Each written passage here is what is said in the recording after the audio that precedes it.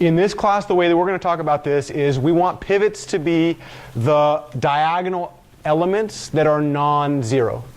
We haven't actually looked at an example what happens if you do row reduction and one of your diagonal ends up being 0. Perhaps later today we can do a quick example off the top of my head to show you that, right? But in general, Yunjun, I got to learn how to speak Korean, right? You speak Korean? Yeah, I'm jealous. Someday. We're going to let the diagonal elements, the non-zero diagonal elements, be the pivots. Once we've chosen that pivot, can you guess what we're going to do? Zero all those out. And we're going to do that sequentially via Gauss transform. Now, in reality, what's a Gauss transform? In this case, what's a Gauss transform? How many different transformations are we going to try to do? Three of them. They're going to be 3 shear matrices, right?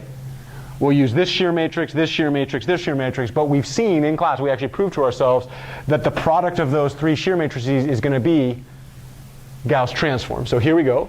We're going to look at L1 times A, where L1, do you remember how we formed this L1?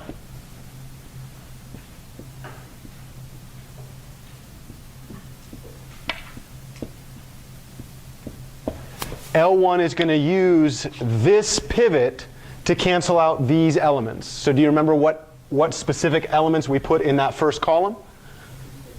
Yeah, you got to slow down a little bit. Take the sub diagonal element, put a negative, and divide by the pivot. So in this case, negative 10 divided by 5. Negative becomes a positive. 10 divided by 5 is 2. So this thing becomes 2. All right, what's the next one? Negative 5 divided by 5 is positive 1. And what's the next one? Negative 2. All right? So what that means, we're going to make a claim here. We're not sure that this claim, so here's the claim. Claim, if we looked at the sparsity structure of this matrix, we're going to claim that the diagonal element is going to be non-zero. Everything in the column under that is going to be 0. And then we don't really care what these are, right?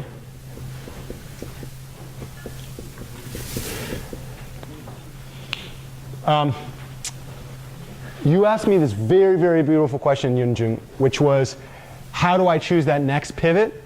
Regular matrices, which again, I'm in the hunt for a better name than a regular matrix, will not require pivoting. They will not require changes of rows or columns. Once we've zeroed out all these ones in a regular matrix, this diagonal element will be guaranteed non-zero. That's the definition of a regular. We don't need to use permutations in order to get non-zero pivots, right? Later we'll see why that matters, right? So with L1 times A, we're going to call this thing right here is our Gauss transform L1. This thing right here was A, 5, negative 10, negative 5, 10. Should have memorized all these. 3, no, sorry. So this is 2, negative 7, negative 11, 16. 3, negative 5, 1, 0. And then you've got something that looks like 6, negative 10, 4, negative 2. Anybody really, really excited about doing that calculation in your brain? OK, awesome. Please do that. For the rest of us, right? Let's go back into the one button on the whole calculator that does matrices. That's not quite true, but I guess this button right here is the only button that does math, huh? All right, so let's go down to the matrix. And in this case, sadly, the programmers that designed this computer didn't give us a chance to do L1, L2, but maybe we just do B, C, D, right?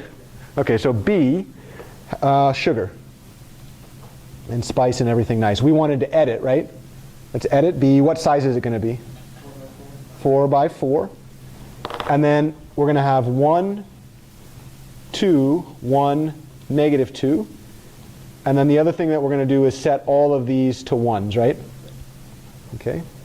So now what we're going to do to figure out what L2 should be, let's multiply A by L1. Okay, so let's go ahead and do that.